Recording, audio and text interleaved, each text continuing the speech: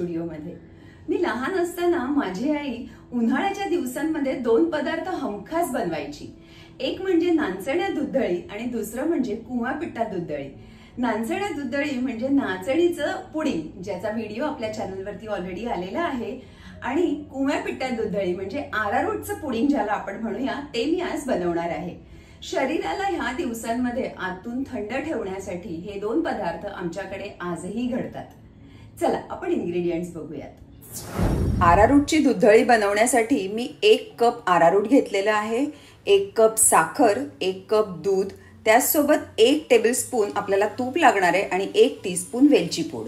आता ही arrowroot powder मी या भांड्यात घेणार आहे आणि ह्यामध्ये मी 8 ते 10 कप पाणी घालणार आहे।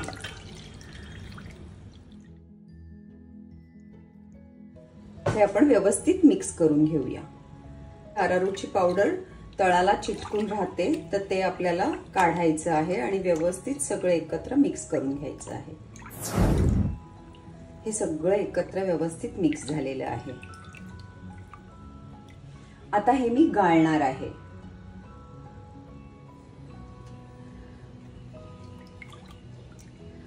आपण आता हे या मलमलच्या कपड्यातून किंवा रुमालामधून गाळून घेऊया।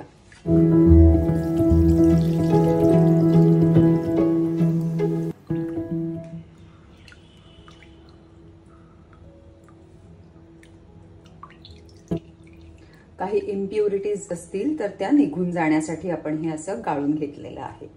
आता मी हे 15 ते 20 मिनिटं असं सेट होण्यासाठी ठेवणार आहे। 15-20 मिनिटांमध्ये ही जी आरारोटची पावडर आहे ती खाली तळाला बसणार आहे आणि वरती पाणी येणार आणि ते पाणी आपण टाकून देणार आहोत। आता हे बघू शकता, आरारोट खाली सेटल झालेलं आहे। हे वरचं पाणी मी टाकून देणार आहे। आता ह्यामध्ये मी अजून 2 कप पाणी घालणार आहे।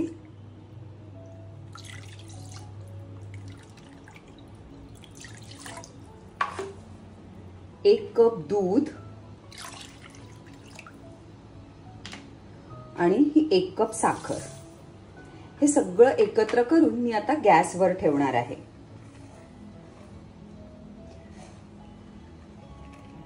आणि हे सगळं व्यवस्थित आधी मिक्स करून घ्यायचं आहे आणि मगच गॅस पेटवायचा आहे।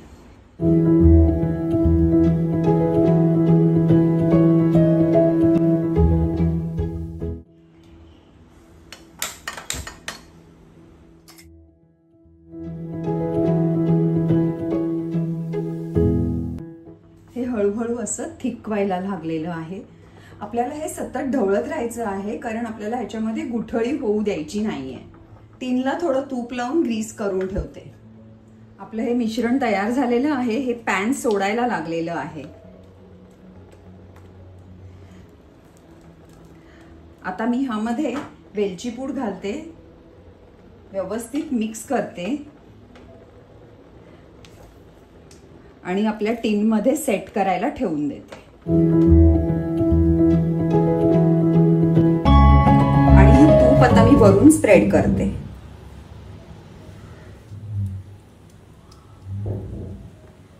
आणि गार होण्यासाठी ठेवून देणार आहे। गार झाल्यानंतर आपण याच्या वड्या कापणार आहोत। आरारोटची ही दूधदळी आता व्यवस्थित गार झालेली आहे। मी कट करते।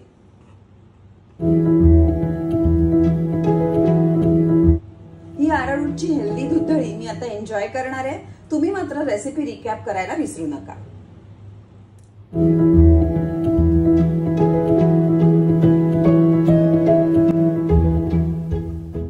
पुडिंग मिळणार म्हटल्यानंतर लहान मुलं तर खुश, पण हेल्दी पुडिंग मुलांना खाऊ घातल्याबद्दल आई सुद्धा खुश।